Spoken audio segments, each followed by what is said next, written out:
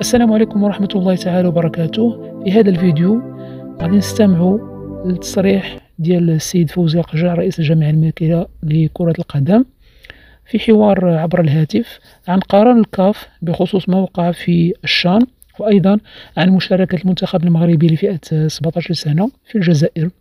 غنستمعوا ومن بعد نرجعوا. Bonjour Monsieur le Président. Bonjour, c'est Hamid. Bonjour les collègues. C'est Lino. Bonjour Président. Ça va, Président? Tu vas bien, Lino? Alhamdoulilah, Barak Fik, Président. Allah يبارك فيك. Tu as fait quelque chose d'extraordinaire au Qatar, non, au mois de décembre?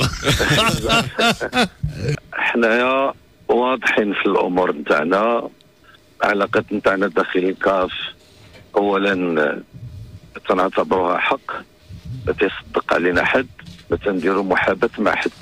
إلا بغينا ناخذوها كرويا، المغرب هو كان دائما هو أول بلد تيدير شي حاجة في كرة القدم في أفريقيا في كأس العالم، وخير دليل أول مرة أول فريق يتأهل للدور الثاني كان هو المنتخب نتاعنا العظيم تاع 86، وعلى ما حققه الأسود في قطر أول منتخب أفريقي يمشي لدور نصف النهائي. دونك الأمور لا تناقش.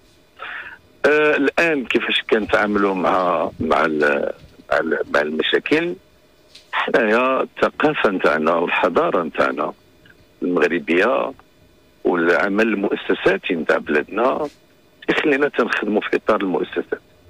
حنا وقع إشكال، حطينا رسالة فيها زوج نتاع المواضيع أساسية.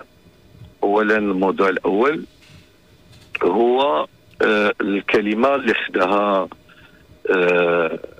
شخص لا علاقة له بكرة القدم وخداها في الافتتاح، وهذا كله كاين إجماع على أنه مس بالمبادئ المنظمة لكرة القدم.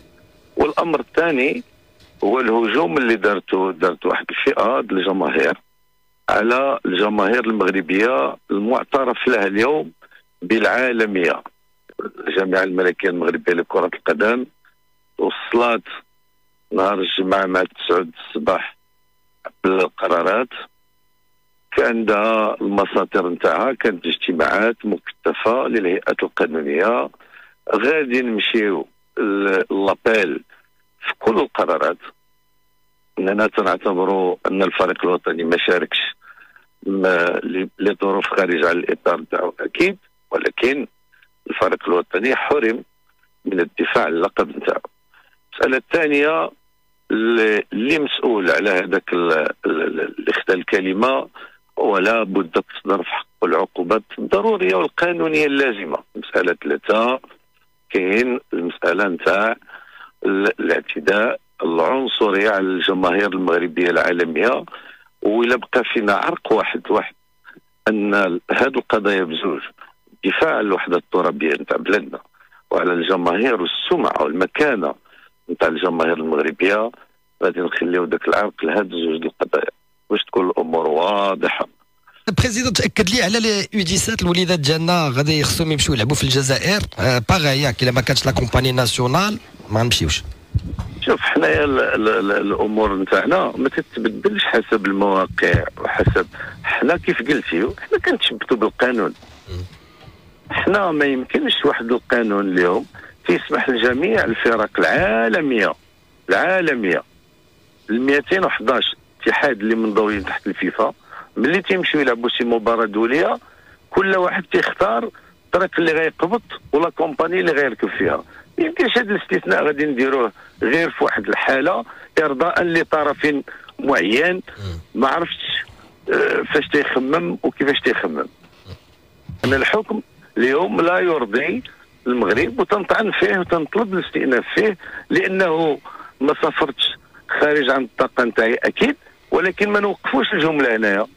كاين واحد الضرر الحق بواحد الفريق الوطني، خصنا نعاقبوا اللي سبب هذا الضرر ونحددوا المسؤوليات وما نخليوش الامور، لان في الامور القانونيه ولا بد في نهايه المطاف كاين واحد الواقعه، كاين مسؤول. الان الكاف تتعترف بان الجمعيه الملكيه المغربيه ما عندها حتى مسؤوليه، ولكن شكون اللي عنده المسؤوليه؟ فنزيدوا نكملوا الجمله، وهذا هو لوبجي والهدف تاع المسار القانوني المقبل ان شاء الله. إذا تحية للسيد فوزي القجع الذي يبذل صراحة كل جهده لخدمة الكرة المغربية، أيضا سيوقف حائط صد أمام كل الأحقاد التي تصلنا من كبرنة فرنسا الذين يسيسون الرياضة والتدخل فيها لمعاداة المغرب، لا لشيء فقط لأنهم رأوا المغرب يسير قدما نحو استحقاقات ونجاحات تلو نجاحات. والسلام عليكم ورحمة الله تعالى وبركاته. ما تنساوش دعم القناة وجزاكم الله خيرا.